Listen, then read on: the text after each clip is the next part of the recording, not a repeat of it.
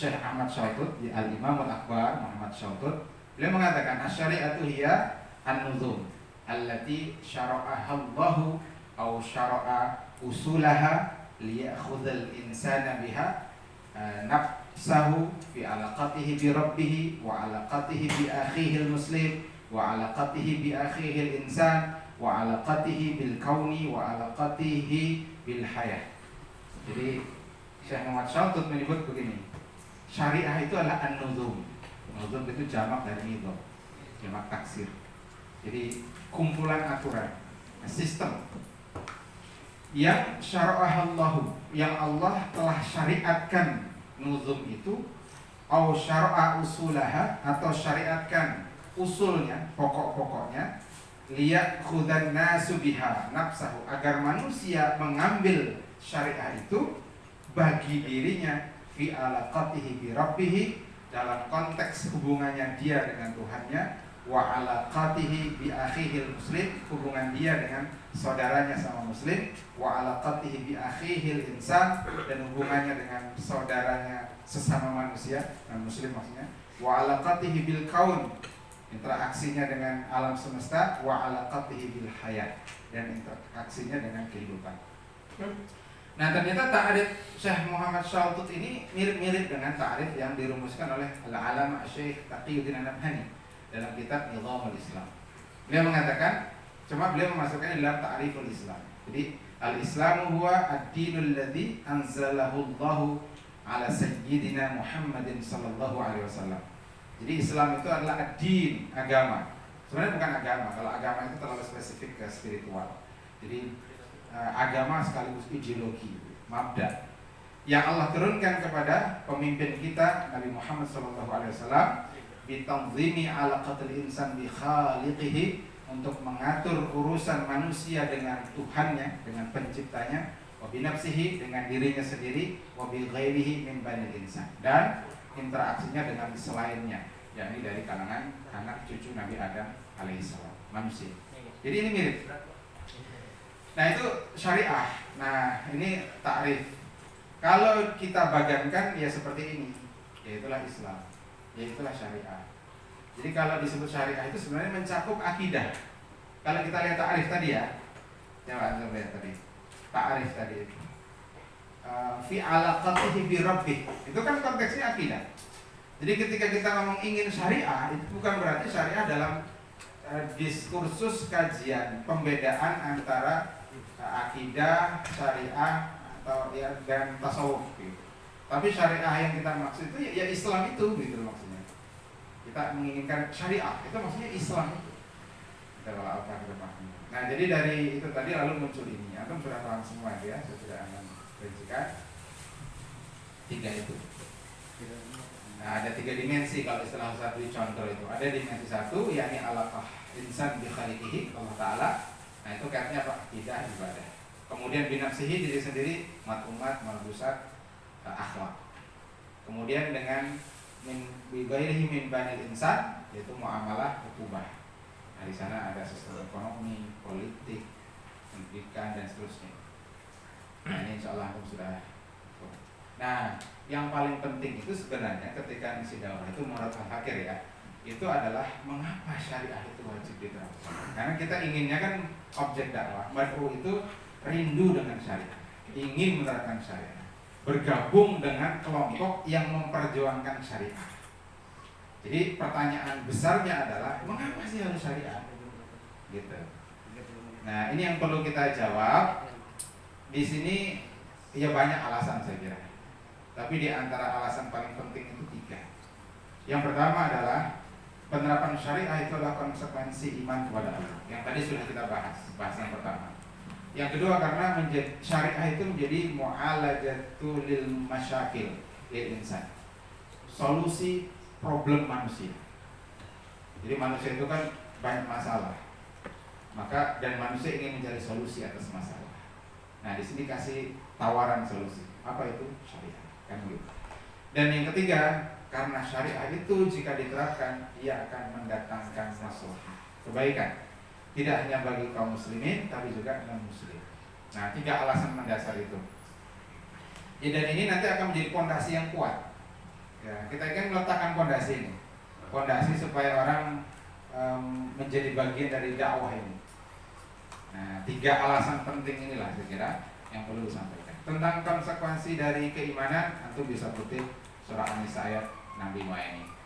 Sababul wurudnya juga antum bisa sampaikan, yakni perdebatan antara sepupu Nabi namanya Zubair bin Awwam soal pembagian air, ya, air irigasi. Sampai lalu Nabi memutuskan, lalu si lawan sengketa Zubair bin Awwam ini menuduh Nabi tidak adil, menuduh Nabi pilih kasih, karena itu yang dia lawan sengketanya adalah sepupu Nabi. Nabi marah. Nabi kalau dirinya dihina tidak marah, tapi kalau terkait dengan syariat, posisi beliau sebagai tablighur risalah, marah beliau. Tapi beliau tahan sampai kemudian berubah warna wajah beliau, menahan marah. Itu indikasi qarinah bahwa beliau itu marah. Lalu Nabi membacakan ayat. Nah, antum bisa kutip juga tafsirnya. Imam Ibnu Katsir sebutkan yuqsimu ta'ala bin nafsihi. Aqsama yuqsimu. Allah Ta'ala bersumpah bin nafsihi, atas dirinya. Makanya dikatakan fala wa rabbika. Wa rabbika. Wawnya waw namanya waw qasam. Makanya rabbinya menjadi majrur, tanda jarnya kasar. Sekaligus dia mudhaf, kayaknya mudhafun ilaih. Di mahali jarrin juga. Wa alamatul jarrihi fathah, mabni alal fathi karena ka itu dhamir gitu i'rabnya begitu ya. Nah, jadi binafsihi al-karimah, binafsihi al-karimah al-muqaddasah, dengan dirinya yang mulia lagi suci. Apa? Annahu la yu'minu ahadun, bahwasanya tidak beriman salah seorang, ya, tidak beriman siapapun hatta yuhakkima. Nah, hatta berarti hatta yuhakkimar rasulah, hingga dia menjadikan Rasul itu sebagai hakim sallallahu alaihi wasallam fi jami'il umur, dalam segala urusan. Nah, begitu seterusnya. Lalu kemudian fama hukima bihi fahuwal haqq alladhi yajibul inqiyadu lahu batinan wa zahiran. Jadi kalau orang aku beriman, mestinya dia inqiyad, tunduk kepada keputusan Rasul, baik zahiran maupun batinan. Zahirnya tunduk, batinnya tunduk. Dari mana redaksi zahir itu? Hatta yuhakkimuka. Nah, itu kan zahir. Tapi lalu kemudian batinnya di mana? Tsumma la yajidu fi anfusihim harajan. Kemudian di hati mereka itu tidak ada perasaan berat. Kemudian Allah tegaskan lagi, mimma qadaita wa yusallimu tasliman. Lalu mereka itu tunduk, menerima dengan sebenar-benarnya tunduk. Kalau dalam bahasa Arab kan tasliman itu disebut maf'ul mutlaq, mansub dengan tanda fathah, dari masdar dari sallama yusallimu tasliman. Nah, maf'ul mutlaq. Yang begini-begini kalau anak SMA bingung deh. Makanya kata Akhi Amna nggak ada pertanyaan begitu, ya disesuaikan saja lah ya. Jadi ini kalau dalam bahasa Arab maf'ul mutlaq untuk apa? Litakkid, untuk menegaskan bahwa ketundukan yang diinginkan itu ketundukan yang benar-benar tunduk, tunduk tanpa tapi, ya, taat tanpa tapi, taat tanpa nanti, istilahnya bisa relasi ya. Nah, itu cocok anak SMA, status PA cocok juga. Nah, itu ya.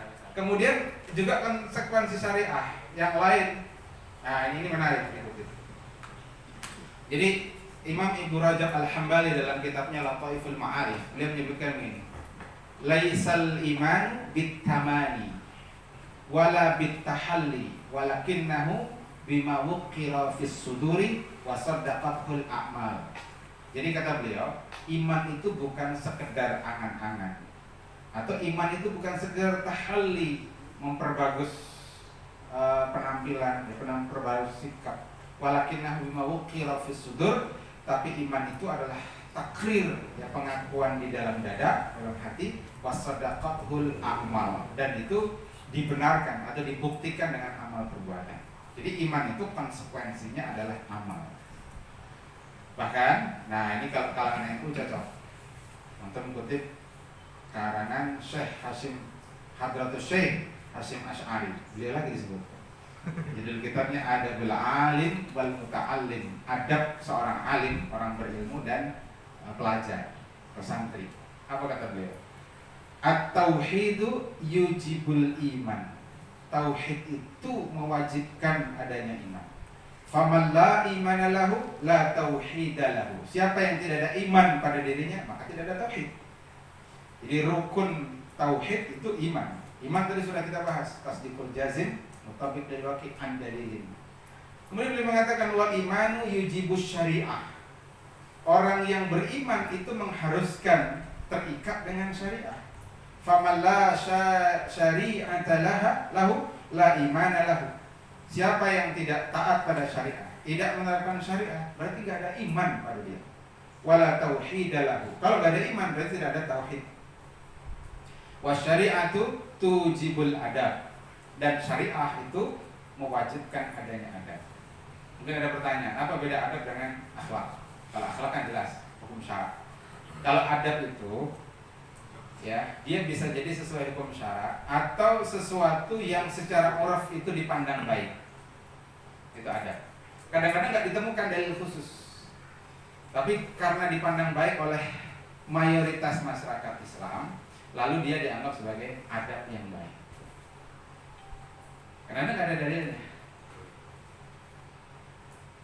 Majelis, hadir di majelis, berarti selonjor, itu suul adab. Ada nggak dalilnya? Nggak ada. Hukum asal duduk mubah. Tapi kalau di majelis di hadapan tuan guru selonjor, selonjor ya, bahunjur, itu suul adab. Di majelis bersandar ini sebenarnya suul adab juga. Oh ya, ketika tazkiratus sama itu majelis nggak boleh bersandar.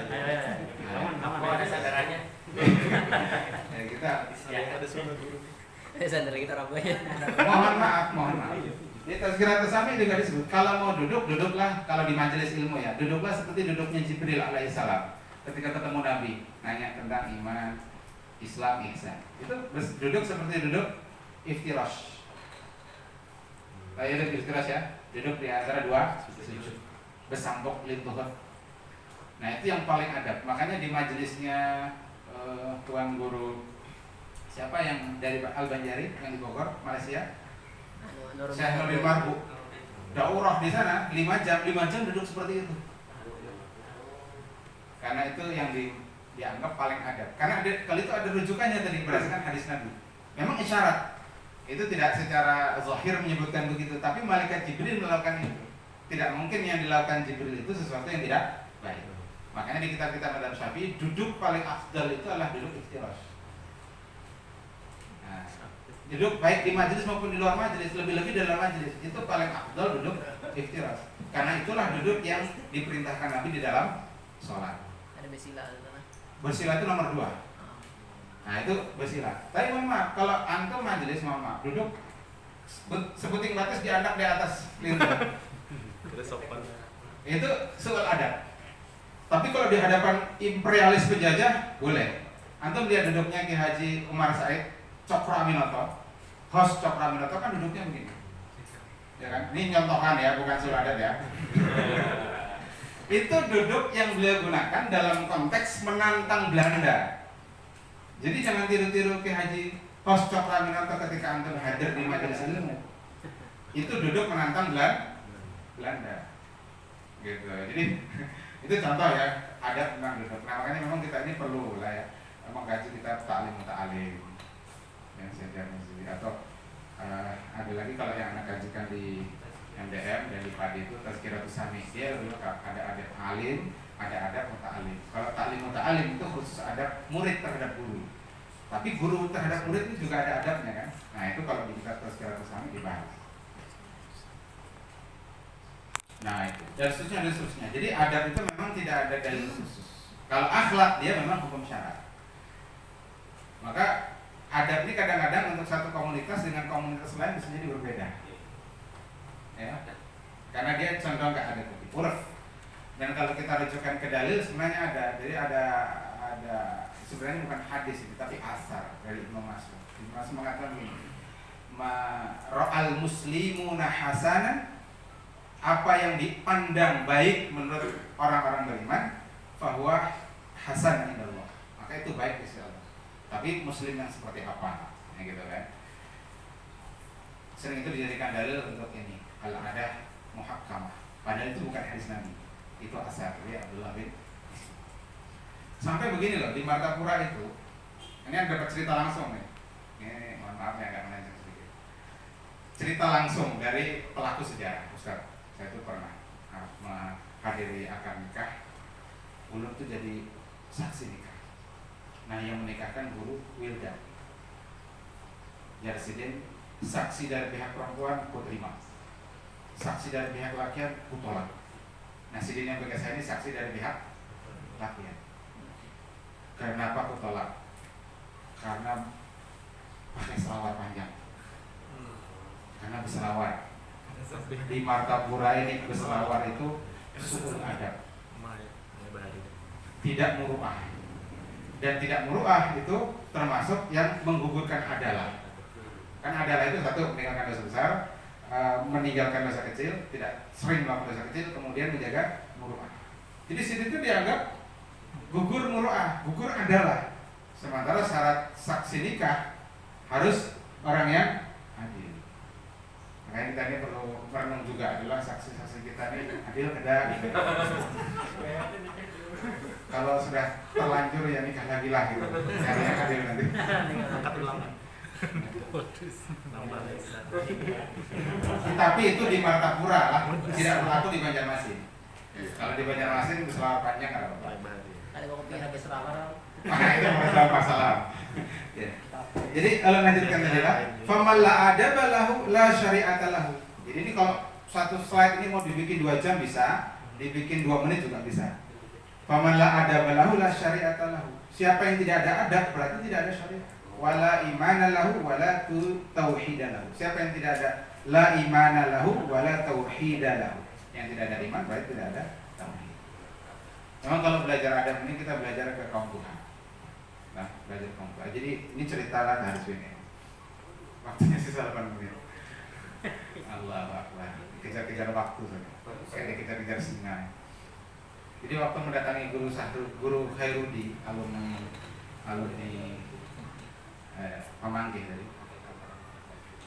Masya Allah, ada beliau. Jadi kita itu dicium tangan tuh bang, bukan? Padahal tuh hal sidin pada kita. Sidin pimpinan, pengajar lah di perusahaan itu, alumni Pamanggih. Jadi ya kita menyesuaikan itu. Jadi saling berabut mencium tangan. Kayak yang ditunjukkan oleh guru-guru kita kayak guru Zuhdi, nah gitu itulah. Ya. Dan kadang-kadang ada pengalaman kurang ada juga. Saya pernah ketemu dengan Habib Muhammad yang di Kalwa. Apa namanya itu? Habib Mungkur. Saking berabut anak mencium tangan itu akhirnya kupiahnya itu terhantam beliau. Tak jarang juga ya karena jamaah itulah terutama kaum Tuhan itulah anak mencium, kita tentang ceramah tentang khutbah itu sama-sama anak mencium pipi itu bisa tertumbuk bibir sama bibir. Allah Akbar. Berhati-hati ya. Ya, itu adalah after ibadah. Tapi itu terjadi begitu loh. Saking dan itu bukan dibuat-buat. Jadi tawaduknya itu memang tawaduk lillah. Bukan tawaduk karena di tempat umum. Nah, kita perlu belajar, terutama itu dari kaum tua ya, yang di pesantren. Itu luar biasa. Kalau ngaji ngisi di padi itu ngaji di padi, kita begitu sampai itu sudah dihadang santri. Kitabnya Ustaz belum bawa. Nah, gitu. Nanti pulang sandarnya gitu buat. Jadi begitu luar biasa. Nah, maksudnya ini juga perlu kita amalkan, terutama untuk masalah dakwah atau antum dakwah di komunitas kaum tua itu penting. Itu yang pertama mereka lihat. Alasannya tadi, kalau tidak ada adab tidak ada syariah. Kalau tidak ada syariah tidak ada iman. Kalau tidak ada iman tidak ada tauhid. Begitu. Ya kan? Nah, baik. Nah, itu tadi terjemahnya. Terus syariah itu solusi problem manusia. Ini ayatnya, ini tafsirnya. Waktu tinggal 6 menit. Kemudian membawa maslahat, ini ayatnya, ini tafsirnya. Nah, ini maqasid syariahnya. Kemudian syariah membawa kemaslahatan, nah itu faedahnya. Nah, itu tadi kalau menerapkan syariah 3 konsekuensi keimanan. Yang kedua, ilajul muskilah, solusi problem manusia. Dan yang ketiga, syariah itu mendatangkan maslahat. Sebaliknya, kalau tidak menerapkan syariah, itu mengancam keimanan. Kata Allah, wa man lam yahkum bima anzalallah fa ulaika humul kafirun zalimun fasiqun. Kalau Ibnu Abbas mengatakan wa man lam yahkum bima anzalallah fa ulaika humul kafirun, ya berkaitan dengan ayat ini, kata beliau, man jahada ma anzalallah faqad kafar. Siapa yang ingkar dengan apa yang Allah turunkan, berarti dia kafir. Mengingkari kebenaran syariat Islam, mengingkari wajibnya diterapkan syariat Islam, kafir.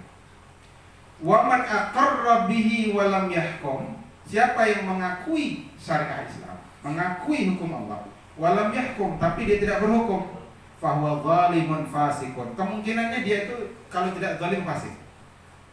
Jadi tapi sama-sama kada baik. Kan tiga tuh labelnya, kafir, zalim, fasik. Kalau dia ingkar dalam hati, kafir. Kalau hatinya membenarkan, aqarra bihi walam yahkum, tapi tidak berhukum, konsekuensinya dua aja. Kalau tidak zalim, fasik. Dan itu sama-sama tidak baik. Kenapa kok tidak baik? Di ayat lain Allah mengatakan, wallahu la yahdil qaumal zalimin. Wallahu la yahdil qaumal fasiqin. Allah tidak memberikan petunjuk kepada orang yang berbuat zalim dan orang-orang fasik. Kemudian, kalau tidak menerapkan syariat, bisa menimbulkan kefasadan. Nah, itu bisa eksplorasi di sini ya, banyak hal, fakta. Nah, ini subjek pelaku syariah. Nanti sebenarnya sini mulai bisa masuk gitu. Karena terkait dengan cakupan syariah tadi, nanti bisa masuk di situ pentingnya negara dalam pelaksanaan syariah. Nah, intinya begitu pemikiran untuk pengantar itu ya. Jadi penekanan pada tiga hal tadi, atau tiga hal. Satu, tentang apa itu syariah. Yang kedua, cakupan syariah. Dan yang ketiga, kenapa syariah itu wajib diterapkan. Setidaknya karena tiga alasan. Satu, konsekuensi keimanan. Dua, syariah itu solusi problem manusia. Dan yang ketiga, syariah diterapkan akan mendatangkan maslahat. Nah, fakta-fakta segala macam antum lebih tahu lah ya, lebih update, insyaallah. Demikian, Ustaz. Alhamdulillah masih ada waktu 3 menit. Alhamdulillah wa iyyakum ajmain. Wa